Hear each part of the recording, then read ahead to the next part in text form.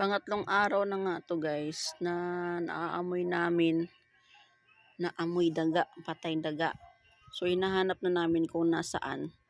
Pero nakita ni CJ na yung bandan diyan, part na yan sa aming Bliss e-bike is nilalangaw. So pagsilip namin may napansin kaming buntot. So nagtataka lang ako 'no, kung talagang pumasok siya diyan kasi guys hindi siya daga guys ha, hindi siya daga, pusa siya na maliit. Ang pinagtataka ko lang guys kung pumasok siya diyan na buhay pa, sana marinig namin siya na mag-meow meow. Oo, kasi maririnig niyo kasi may butas diyan sa ano, sa may gulong, yan sa unahan na may butas diyan eh. So possible na makapasok talaga siya. So kung buhay siya diyan, kung buhay pa siyang pumasok diyan, maririnig sana namin na mag-iyak-iyak siya. Kasi nung isang araw ginamit ko pa yan eh.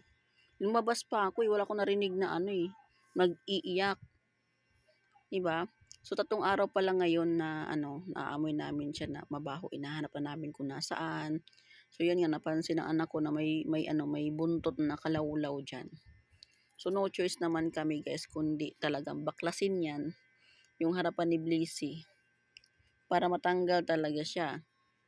Hindi yan basta-basta baklas guys kasi may tornilyo yan, tsaka talagang ipit na ipit yan. Yun hindi mo basta-basta easy lang pagbaklas mo diyan guys, kasi syempre baka mabali yung ano ng e-bike namin.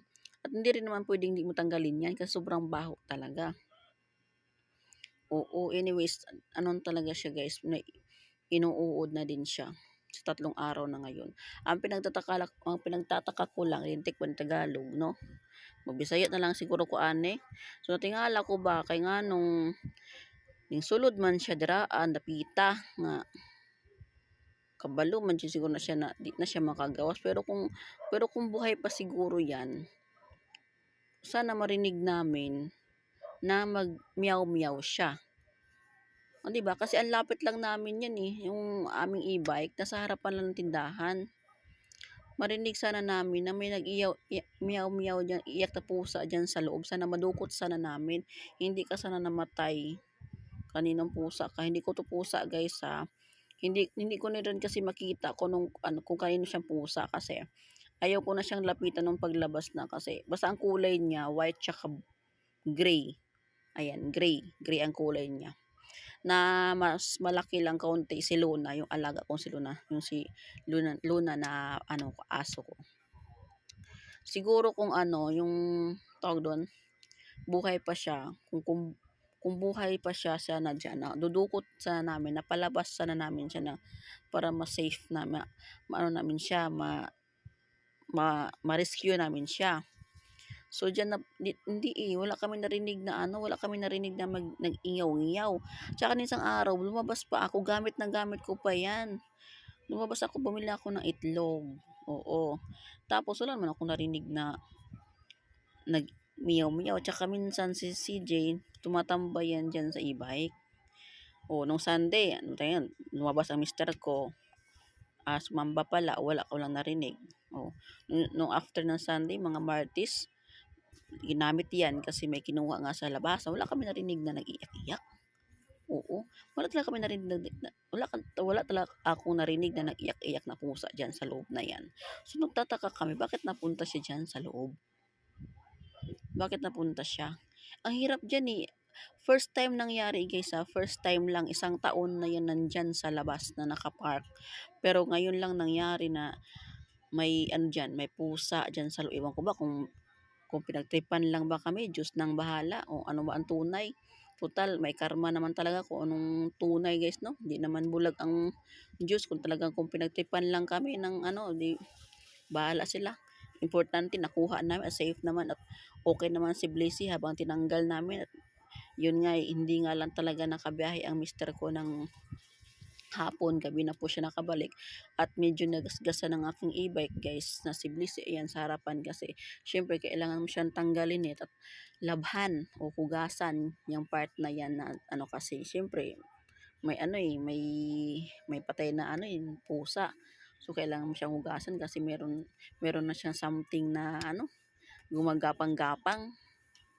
Ayan guys, no? nahirapan talaga kami diyan guys habang tinatanggal. So, ako naman busy sa pagbibideo. At ito naman si Pauling, nandiyan din kahit sobrang baho. Nandiyan din siya sa harapan. Diyos ko, naki-ano din, naki-syuso din.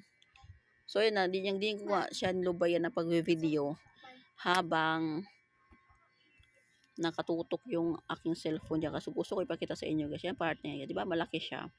Ayan guys, hindi ko lang nilapitan kasi sobrang bahoan talaga.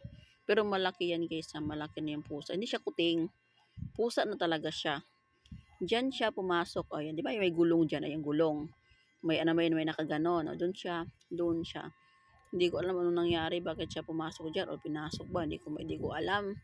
Kung buhay pa sana siya, dinadukot sana namin siya diyan para matanggal, ma-rescue namin.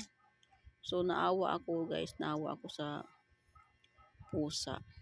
Sana kung buhay pa lang, sana alam ko lang buhay pa siya, edi maano sana, mapalabas na namin siya at ma-safe sana siya, buhay pa sana siya. So part na yan, nilinisan ni Mr. ko guys. Ayan ang badan dyan. Nahirapan pero okay lang. At least tanggal na yung mabaho na ano. At sorry doon sa pusa. Sorry Mingming, di ka namin na safe. Kasi di namin alam na nandiyan ka pala sa loob. Hindi rin namin narinig ang iyak mo. Sorry talaga ha. Kung narinig ko lang sana nag-iyak ka dyan sa loob ng aking blissy, di sana na ano ka namin, naligtas ka sana namin ng time na buhay ka pa. Kaya sorry talaga.